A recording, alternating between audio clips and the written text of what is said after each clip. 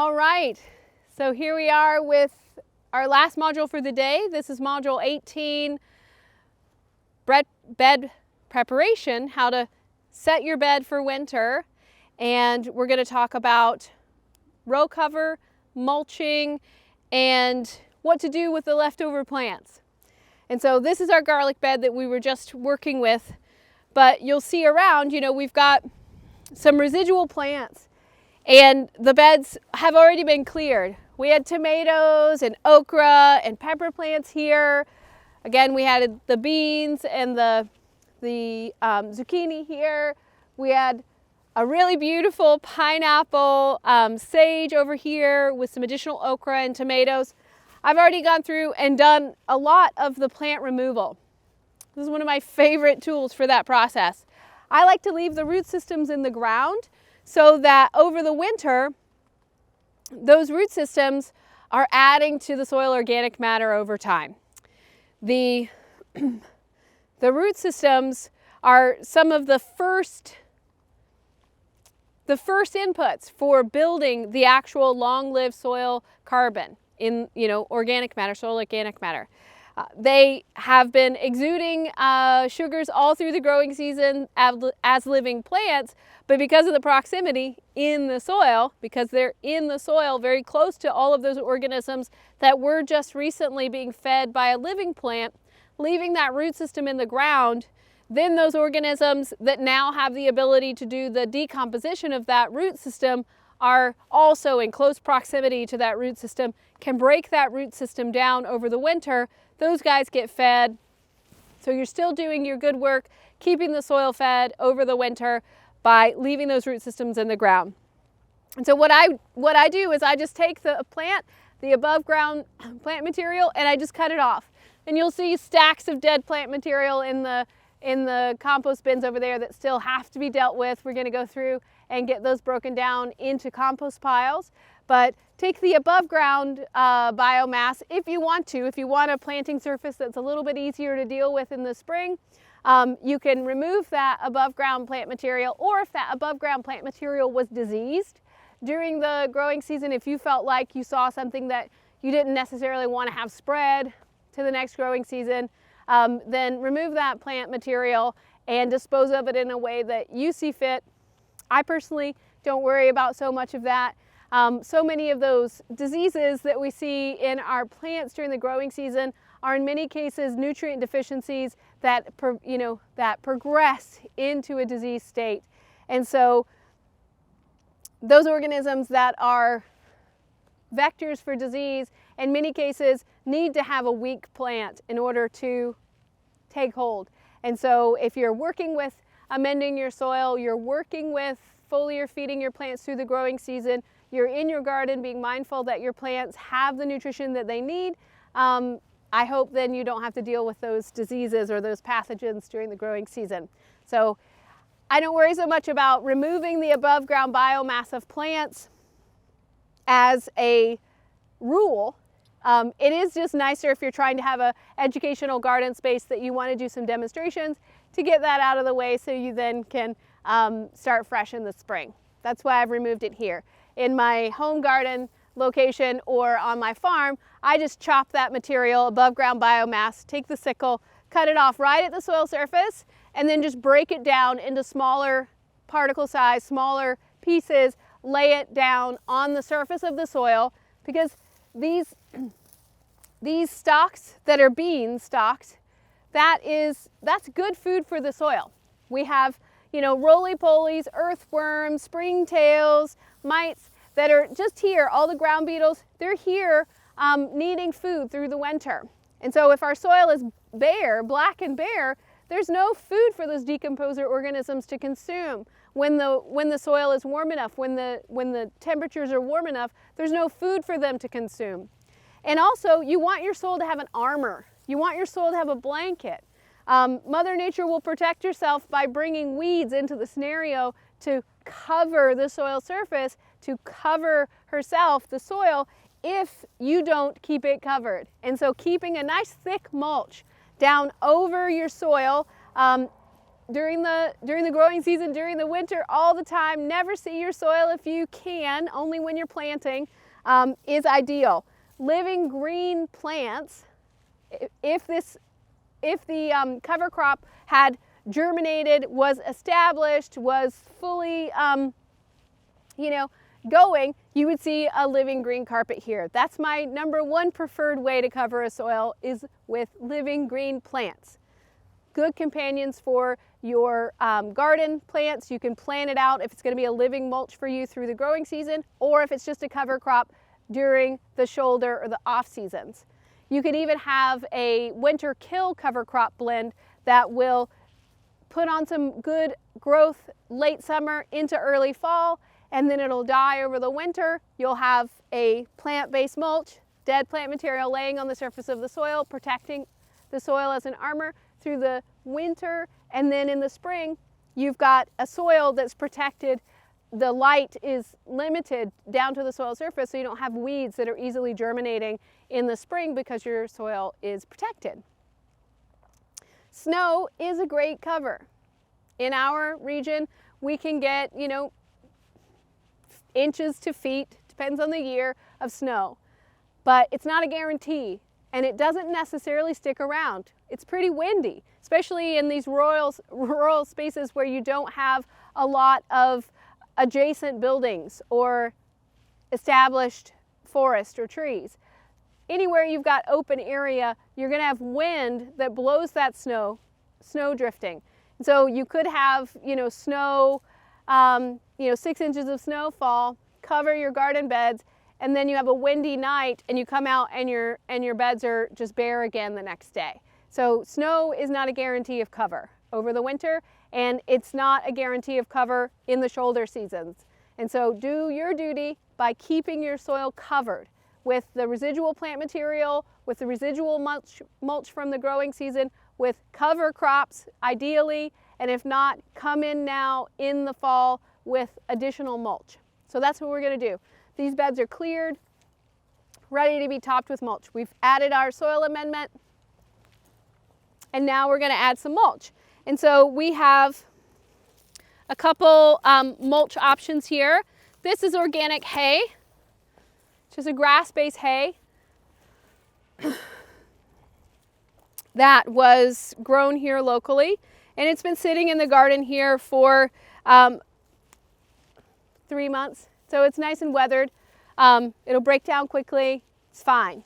If you have a straw that's been around for a long time, just if it's moldy, be mindful of that for yourself, for your own health, and use a mask if you're going to be breaking it up so the mold spores you don't breathe them.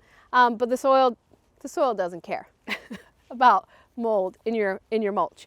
Do yourself a favor and always take the baling twine and dispose of it right away, or at least tie it to a cattle panel or something where you see it.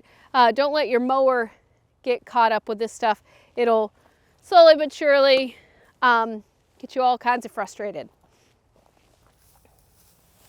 All right, so again, this is a grass-based hay. And as an example, this is a book, a book of hay. You could certainly just lay that down and you've got a good barrier there, but it's not as conducive for planting in the spring. And so what I would do is break it up. And I'm looking to have 3 to 4 inches of coverage. Hay is known to have seeds in it. You've got, usually it's not if you're buying hay for mulch, you're generally not paying $6 a bale or $8 a bale for high quality feed hay. You're kind of buying the run-of-the-mill baled pasture or meadow hay. So there are a lot of plants that are in that scenario, and quite a few of those are probably going to be weeds, and it will, depending on when it was baled, when it was cut, and when it was baled, will those plants have gone to seed yet? You don't know. The only way you would know is if you cut it yourself. So make sure your mulch is thick. 3, 4, 6 inches of mulch will help block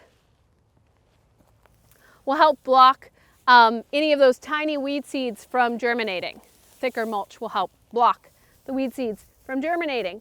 And again, this is a barrier. This is a blanket. So you're wanting to protect the soil. So if it's really thin, loose, and lofty, you're not really protecting the soil. The mulch is going to act as a UV barrier. So when the sunlight is hitting the soil, that is detrimental to the microbes that live at the surface area, the surface layers of the soil. UV is harsh to organisms, to life. It's beneficial, but it's also harsh. It also plays into the oxidation and breakdown of your carbon in your soil.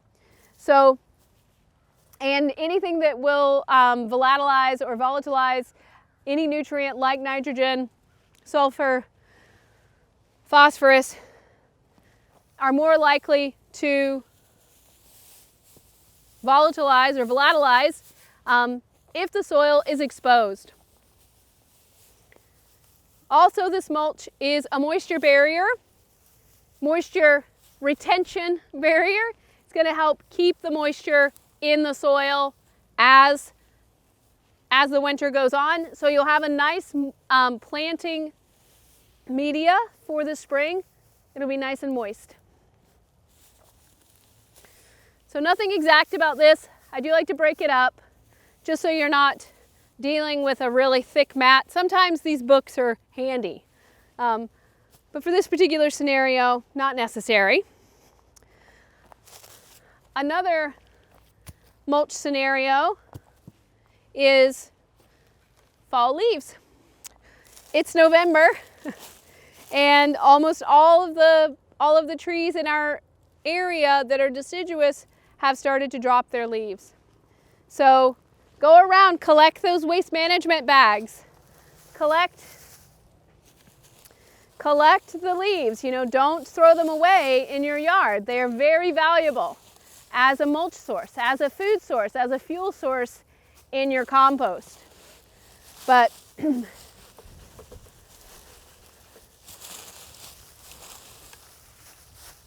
they're great for protecting your plants. And so if you have any, protecting your soil and protecting your plants, if you have any plants that are able to overwinter, like this is a little sage plant that we put in this spring, it was under the canopy of the squash during the growing season, so it didn't get very well established, but it's about to go into the winter, its first winter, and we would do well to protect it because it can overwinter here.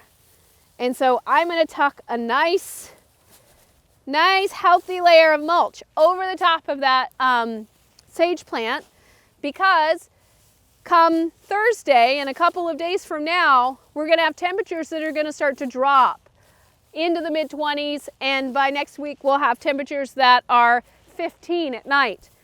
That's too cold for an unprotected little sage plant. I want that sage plant to be here next spring, so I'm going to make sure it's very well covered.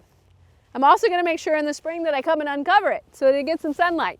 It needs to photosynthesize in the spring. So that's what I'm talking about when I'm saying, mulch your garden, protect your soil, put your armor on. This is also a nice thick mulch layer for that garlic that we just planted. So that garlic is going to be really nicely tucked in and cozy in a soil that's still probably 60 degrees right here. So even though we have temperatures that are going to drop down to 15 degrees next week, we will have warm soil for weeks to come, or at least another week and a half, 2 weeks to come, as it slowly starts to lose its thermal mass over the winter. It will freeze, but the mulch helps slow that down. The mulch also slows the warming of the soil in the spring. So if you're wanting to plant early, if if you're wanting to get early potatoes in, early spinach, early peas, early fava beans, in the spring, in March, come pull the mulch back for, 3, 4, 5 really nice sunny days and warm the soil. The dark black color of our soil here will heat up rather quickly. Depends on the moisture level. If it's just, if the snow is just receded, maybe wait a couple weeks before you do that. But keep that window of bare soil really narrow. Don't leave your soil exposed to UV. But you can pull it back in the spring to heat your soil up and get an earlier ideal planting temperature. The next thing we're going to talk about is row cover. And so this particular bed, because it's planted in garlic, doesn't need row cover. But if this bed was planted right now in chard or lettuce or kale or spinach, it would be nice to have some row cover here to extend the growing season for those plants. In our planting zone, we are able to overwinter all those plants that I just mentioned: spinach, lettuce, tatsoi, bok choy, chard, celery, kale. Most of the brassicas are going to overwinter here. Leeks, onions, so many plants can be overwintered. And that's done with adequate protection. Soil or mulch over the soil around the plants, tucking the plants in, reserving, adding a insulation layer over the top of the soil so that the soil cools less quickly, it freezes less quickly, and a row cover. So we're just going to show an example of how to establish or set up row cover. We did an example of this in the spring when we were talking about protecting our plants from pests, using a fabric, an Agribond fabric, to prevent pest damage or protect, add a little shade where we needed a little shade. Same scenario, same idea, same concept, but we're doing this so that we can have plants in the spring that have been dormant. In essence, if we put a row cover over our chard or our spinach or our lettuce right now, the light levels are so low during the day that our plants aren't going to be actively growing. They're not going to be putting on vegetative growth or sizing right now in the fall, but they will be able to maintain their lives. They'll stay dormant in the same size they are. And then in the spring, if the above ground plant material has still has some vitality left in it, the growth points are still vital, you'll get an early flush of growth in late February when the light hours pick up. And so you'll have harvestable plants late into the season. You can still pull this cover back in December and pick leaves off of those vegetative plants, but you can also have early salad, early, sauteable tatsoi, spinach, chard, so you can have early food for yourself if you do row cover. So what I've just put in the ground there are pieces of rebar. You'd want rebar that is, anywhere from, I would say really a minimum of 18 inches is ideal. Because in our area, the wind, as I was saying, can be rather intense here. And so we're basically creating a sail that could be picked up by the wind. So having those pieces of rebar into the soil a foot and then out of the soil an additional 6 to 8 inches would be ideal to hold these hoops in place. These hoops are 3/4 inch irrigation pipe that you can get at any box store. One of our box stores in the region it's called Menards, and you can get this particular irrigation pipe, a roll of it, 100 feet for $21, I think, 3/4 inch. Very affordable. This is more hoops than you would need for this size bed. For a 15-foot bed, I would think 5 hoops is adequate. We've got 6 here. Space them about, 2.5, 3 feet apart.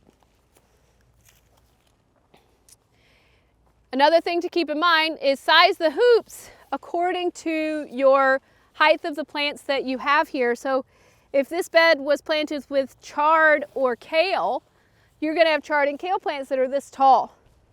So you want to make sure that your hoops are at least 2 to 4 inches above the top of those plants, because you don't want this fabric to lay down and touch the plants.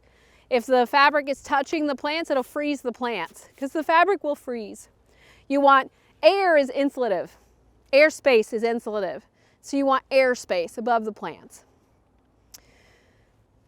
You also want to make sure that you have it as low as you can. And so ideally you're dealing with lower plants, lower hoops, but if you do have taller plants and higher hoops, you want to have some extra precautions to make sure that your row cover is not going to get picked up by the wind and blown into the neighbor's yard.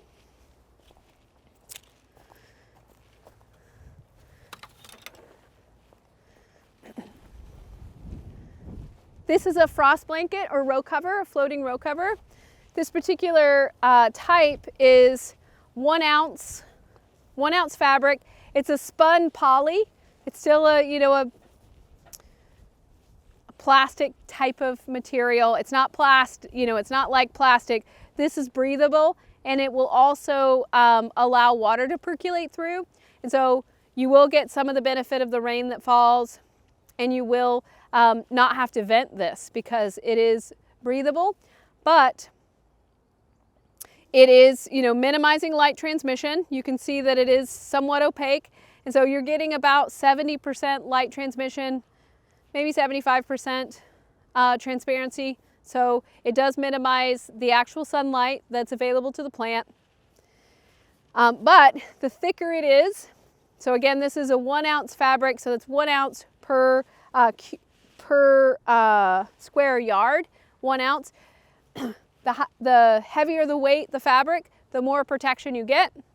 This particular fabric will provide somewhere around 7 to 10 degrees of protection, of warmth, additional insulative protection. It'll keep the area underneath the fabric 7 to 10 degrees warmer. You can get this fabric up to a 2.5 ounce per cubic yard weight.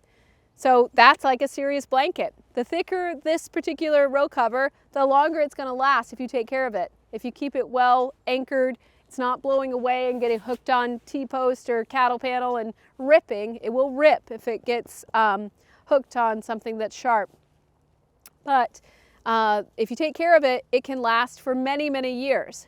A roll like this is a 500-foot roll of 1 ounce fabric, was just under $200. This particular company that I like is DeWitt, D-W-I-T-T. DeWitt will provide a link for that so you can find out where you might find it.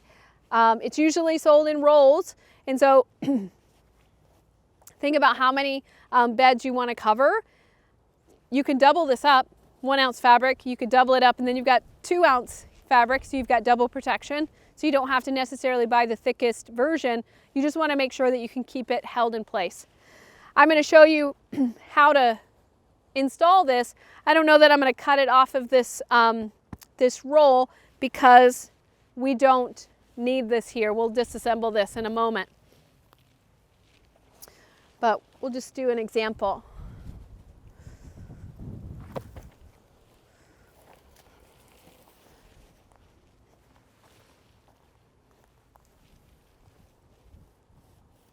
you want to make sure that you pull a piece that's long enough so that it can go down to the ground on both ends.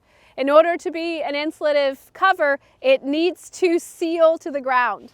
And so make sure you have it wide enough. This is a 6 foot wide, 6 foot wide piece of fabric, and we're pulling additional lengths to make sure that it will seal to the soil. These are really handy. You can get them from Amazon. You can also find them in, bulk pack sizes, like 100 to a case or whatever. But these are called snap clamps or C-clamps, and this is for a 3/4 inch pipe. So this is just, a $20 purchase if you wanted to go the irrigation line route. Again, the larger diameter, the more rigid this is going to be. Not only are you creating a sail, you're creating a low tunnel that will have snow load. And so the closer these hoops are together and the more rigid they are, the larger diameter, the less likely it's going to crush with the snow load. So think about those things. And once you start working with row cover, you'll find out that it's not your favorite thing. It's like a necessary evil for having early harvestables in the spring. But chasing down row cover in a windy scenario, which pretty much from the time you get to early November until beginning of April, you're fighting your row covers. In order to keep them in place, in order to get them on, in order to roll them back up, all that, it's just a sail. But very handy if you're wanting to have early harvests in the spring and you're wanting to protect some of your valuable plants that you spent the season loving and caring for over the growing season. It's so nice to have. So what I do is I go through and I find out where it folds in the center. That's my dead center, right? Where that 6 foot fabric folded in half at 3 feet, that's my dead center. And so I'm just going through and orienting that crease where it folds right on the top of the hoop. We have these really wonderful sunflowers here that my fellow garden mate planted this season, and the birds have been loving it. What a wonderful long-lived food source for those guys. So I'm gonna get that one set, and I'm gonna go back because you want this tight, but not so tight that it's going to pop these clamps. These clamps will pop off with the wind. So again, you're just gonna have to keep an eye on it. You're gonna want 3 clamps minimum per hoop, 1 at the ridge here and 1 on either side. In order to get this one on, I'm gonna have to take that one off because it was too tight. I think you're getting the idea. So now I've got a good 2.5 inches residual of the 6 feet touching the soil over here. So I'm putting this clamp as close to the soil surface as I can, right at the very bottom of the hoop. I'll do the same here so you can see. So that seats down to the soil surface. What I do, in addition to these clamps, is I'll then take a brick and place it close to the hoop's edge, but on top of the fabric, right at the soil surface, to make sure that there's extra weight to keep this from taking off on a very windy day. Just your standard run-of-the-mill brick is fine. Think about that. Carrying bricks around the garden is somewhat of a pain, and so you don't want to have to do one at every hoop. Depends on how windy your area is. If you're in a residential area, you more than likely have quite a bit of protection from the wind, and you don't need to worry about the bricks. But if you're out in the edge of town where it's more rural and there is a lot more exposure you're going to want to make sure you've got these bricks. And I would do, you know, at least one every other hoop. And then what I do, if I were cutting the end of the row there, which I would in a permanent situation, also something to keep in mind, make these lengths of row cover reusable for other beds, or make sure that you mark this particular row cover when you pack it away in the spring with its length and width and which bed it's associated with, so that you know which row cover is made for which bed, and you're not trying to lay them all out in the fall on a windy day trying to match them to a bed. So again, I have plenty of residual here. And I don't have a wonderful technique for this. I just say, bring it together, wind it up, tuck its little tail in, and lay a couple bricks right over the end of it. So you've got bricks on every other hoop. You've got 3 clips on every hoop. You've got a pretty sturdy low tunnel that's going to protect whatever you've just covered. Okay, so that's winter bed preparation. We've tucked this bed away for the winter. We'll see you next spring. All right, thanks.